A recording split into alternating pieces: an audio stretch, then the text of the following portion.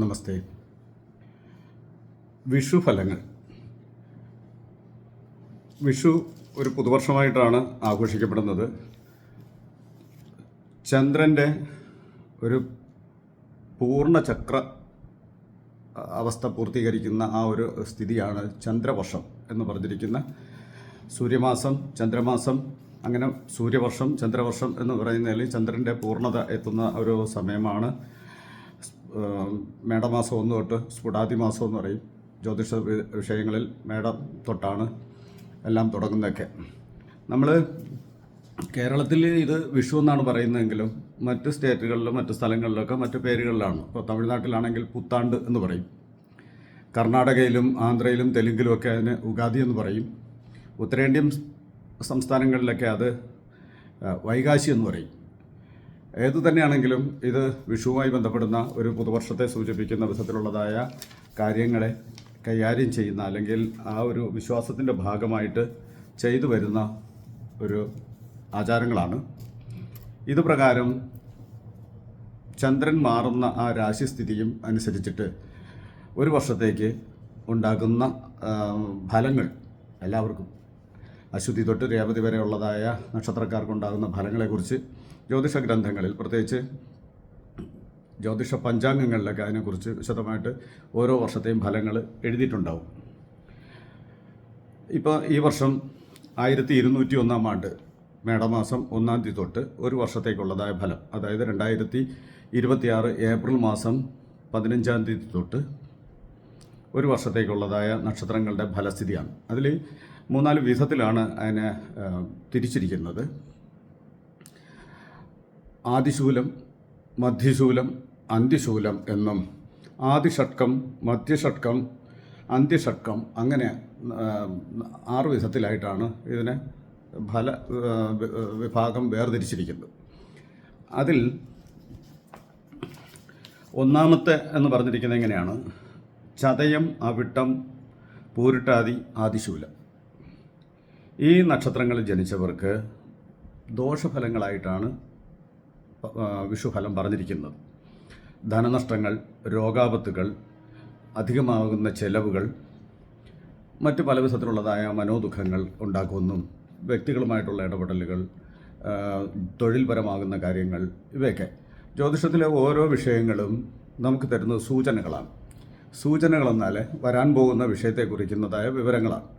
ആ വിവരങ്ങളുടെ അടിസ്ഥാനത്തിൽ നമ്മൾ ഓരോരുത്തരും എടുക്കുന്ന തീരുമാനം അനുസരിച്ചിരിക്കും നമുക്കുണ്ടാക്കുന്ന അനുഭവങ്ങൾ. അപ്പോൾ നമുക്കുള്ളത് ഇങ്ങനെയുള്ള ദോഷഫലങ്ങളാണ് എന്ന് കണ്ടാൽ അതിന് ഈശ്വര പ്രാർത്ഥന ചെയ്യുകയും അതിന് വേണ്ടിയിട്ട് നമ്മൾ എല്ലാ കാര്യത്തിലും ശ്രദ്ധിക്കുകയും ചെയ്തു കഴിഞ്ഞാൽ ദോഷങ്ങളൊന്നും ഉണ്ടാകത്തില്ല എന്ന് മാത്രമല്ല, ആ ദോഷഫലങ്ങളെ മാറ്റി നമുക്ക് നല്ല അനുഭവങ്ങളും ഫലങ്ങളും ഉണ്ടാക്കാൻ കഴിയും. രണ്ടാമത് പറഞ്ഞിരിക്കുന്നതെന്ന് പറയുമ്പോഴത്തേക്കും മധ്യശൂലം. മധ്യശൂലം എന്ന് പറഞ്ഞിരിക്കുന്നത് മകയിരം, തിരുവാതിര, പുണർദം. ഈ നക്ഷത്രക്കാർക്ക് ബന്ധുനാശം, രോഗാപത്തുകൾ, ദുരിതങ്ങൾ, കഷ്ടതകൾ, കലഹങ്ങൾ, കുടുംബാദി ജനങ്ങളുമായുള്ളതായ അനർത്ഥങ്ങൾ, ദുരിതങ്ങൾ, ഇങ്ങനെയൊക്കെയുള്ളതായ കാരണങ്ങളെയൊക്കെ സംബന്ധിച്ച് പറയുന്നു. അതുപോലെ തന്നെ അന്ത്യശൂലം, ലാസ്റ്റിലുള്ള അന്ത്യശൂലം എന്ന് പറഞ്ഞിരിക്കുന്നതിൽ ചിത്തിര, ചോതി, വിശാഖം. ഈ നക്ഷത്രക്കാർക്ക് ദുരിതങ്ങളും കഷ്ടതകളും ആപത്തുകളും മനോവിഷമങ്ങളും ഒക്കെ ഉണ്ടാക്കുമെന്നും, ആധിവ്യാധികൾക്ക് കാരണങ്ങൾ വരുമെന്നും, സാമ്പത്തിക ആരോഗ്യ പ്രശ്നങ്ങൾ ഉണ്ടാക്കുമെന്നൊക്കെയാണ് പറയുന്നത്. മറ്റ് നക്ഷത്രങ്ങൾ, അതായത് ഈ പറഞ്ഞിരിക്കുന്ന 9 നക്ഷത്രങ്ങൾ ഒഴികെയുള്ള ബാക്കി എല്ലാ നക്ഷത്രങ്ങൾക്കും ഈ വർഷം നല്ലതായിട്ട് പറയുന്നു. അത് ഇങ്ങനെയാണ് പറയുക: ഉത്രട്ടാതി, രേവതി, അശ്വതി, ഭരണി, കാർത്തിക, രോഹിണി, ഇത് ആദിഷട്കത്തിൽ വരുന്നു. ഈ നക്ഷത്രക്കാർക്ക് സർവാഭീഷ്ട സിദ്ധിയും സൽകീർത്തിയും ഫലമുണ്ടാകുന്നു. ചെയ്യുന്ന കാര്യങ്ങളിൽ, തുടങ്ങുന്ന കാര്യങ്ങളിൽ, ഇടപെടുന്ന കാര്യങ്ങളിലൊക്കെ വിജയവും നേട്ടങ്ങളുണ്ടാകുന്നു. ബന്ധുക്കളും സ്വജനങ്ങളും ഒക്കെ നല്ല സൗഹൃദത്തിൽ വരുമെന്നും തൊഴിൽ മേഖലയിൽ വിജയിക്കാൻ കഴിയുമെന്നും ഒക്കെ ഉള്ളതായ ഗുണങ്ങളാണ് ഈ നക്ഷത്രക്കാർക്ക് പറഞ്ഞിരിക്കുന്നത്.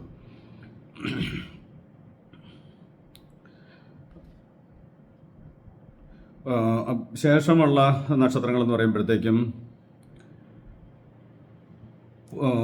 പൂയം, ആയില്യം, മകം, പൂരം, ഉത്രം, അത്തം ഇതിനെ ഈ നക്ഷത്രത്തിൽ മധ്യഷട്കത്തിൽ വരുന്ന ഈ നക്ഷത്രങ്ങളിൽ ജനിച്ചവർക്ക് ലോക ബഹുമാനാദി സ്ഥാനമാനങ്ങളും ജനപ്രീതിയും വിശേഷ വസ്ത്രാഭരണങ്ങളും വിദേശയാത്രകളും വിനോദങ്ങളുമൊക്കെ ഉണ്ടാക്കുന്ന നല്ല ഫലങ്ങളെക്കുറിച്ച് സൂചിപ്പിക്കുന്നു. പിന്നെ അന്ത്യഷട്കമായി പറഞ്ഞിരിക്കുന്നത് അനിഴം, കേട്ട, മൂലം, പൂരാടം, ഉത്രാടം, തിരുവോണം ഈ നക്ഷത്രങ്ങളിൽ ജനിച്ചവർക്ക് തൊഴിൽപരമാകുന്ന അഭിവൃദ്ധി, തൊഴിൽ മേഖലയിൽ സന്തോഷാനുഭവങ്ങൾ, മേലധികാരികളുടേതായ പ്രീതിക്ക് കാരണമാകുക, കുടുംബത്തിൽ മംഗളകാര്യങ്ങൾ നടക്കുക, മുടങ്ങിക്കിടക്കുന്ന കാര്യങ്ങൾക്കൊക്കെ അനുകൂലമാകുന്ന നിലപാടുണ്ടാകുക, ഇങ്ങനെയുള്ള കാരണങ്ങൾ ഉണ്ടാകുന്നതാണ്. വിഷുവിൻ്റെ ഫലസ്ഥിതി അനുസരിച്ചിട്ട് ദോഷഫലങ്ങൾ പറഞ്ഞിരിക്കുന്ന ആദിമധ്യാന്ത്യ ശൂലങ്ങളിൽ വന്നിട്ടുള്ളവർക്ക് ആ ദോഷങ്ങൾ മാറുന്നതിന് വേണ്ടിയിട്ട് പൗർണമി നാളുകളിൽ വ്രതമനുഷ്ഠിക്കുക, അതുപോലെ തന്നെ മഹാവിഷ്ണുവിനെ പ്രാർത്ഥിക്കുക, അവരവരുടെ ഭരദേവതകളെ പ്രാർത്ഥിക്കുക, അവരുടെ മാതാപിതാക്കളോ അല്ലെങ്കിൽ ഗുരുജനാദികളെ ശുശ്രൂഷിക്കുക, പരിചരിക്കുക, എല്ലാ കാര്യങ്ങളിലും ശ്രദ്ധയോടെയും ക്ഷമയോടെയും കാര്യങ്ങൾ കൈകാര്യം ചെയ്യുകയാണ് എങ്കിൽ അവർക്ക് നല്ല ഫലങ്ങൾ തീർച്ചയായിട്ടും ഉണ്ടാവും. ജീവിതാഭിവൃദ്ധികൾ ഉണ്ടാകാനും ദോഷങ്ങൾ നമ്മളെ ബാധിക്കാതിരിക്കാനും വേണ്ടിയിട്ട് ഏതൊരു ദോഷഫലത്തിനെയും നന്മയുടെ വഴിയിലേക്ക് കൊണ്ടുവരാൻ, നല്ല ഫലങ്ങളാക്കി മാറ്റാൻ വേണ്ടിയിട്ട് ആചാര്യന്മാർ നമുക്ക് തന്നിരിക്കുന്ന ഉപദേശങ്ങളും നിർദ്ദേശങ്ങളുമാണ്. അതുകൊണ്ട് ദോഷമാണല്ലോ എന്ന് വിചാരിച്ച് മനപ്രയാസപ്പെടാതെ ആ ദോഷഫലത്തെ അനുകൂലപ്രദമാക്കുന്നതിന് വേണ്ടിയിട്ട് ഈശ്വര പ്രാർത്ഥനയും സൽപ്രവൃത്തികൾ ചെയ്യുകയും എല്ലാ കാര്യങ്ങളും ശ്രദ്ധയോടുകൂടി ചെയ്യുകയും ചെയ്താൽ തീർച്ചയായിട്ടും ഐശ്വര്യപരമാകുന്ന നല്ല ഫലങ്ങൾ ഉണ്ടാകും. എല്ലാവർക്കും നല്ല അനുഭവങ്ങൾ ഉണ്ടാകാനായിട്ട് ഭരദേവതയും ഇഷ്ടദേവതയും നമ്മുടെ ഗുരുജനാദികളെയും പിതൃക്കളെയും ഒക്കെ മനസ്സാ പ്രാർത്ഥിക്കുകയും എല്ലാ കാര്യത്തിലും ശ്രദ്ധിച്ച് പ്രവർത്തിക്കുകയും ചെയ്താൽ ഈശ്വരൻ്റെ കാരുണ്യത്താൽ നല്ല ഫലം ഉണ്ടാവും. എല്ലാവർക്കും നന്മയുണ്ടാകട്ടെ എന്ന് പ്രാർത്ഥിക്കുന്നു. നമസ്കാരം.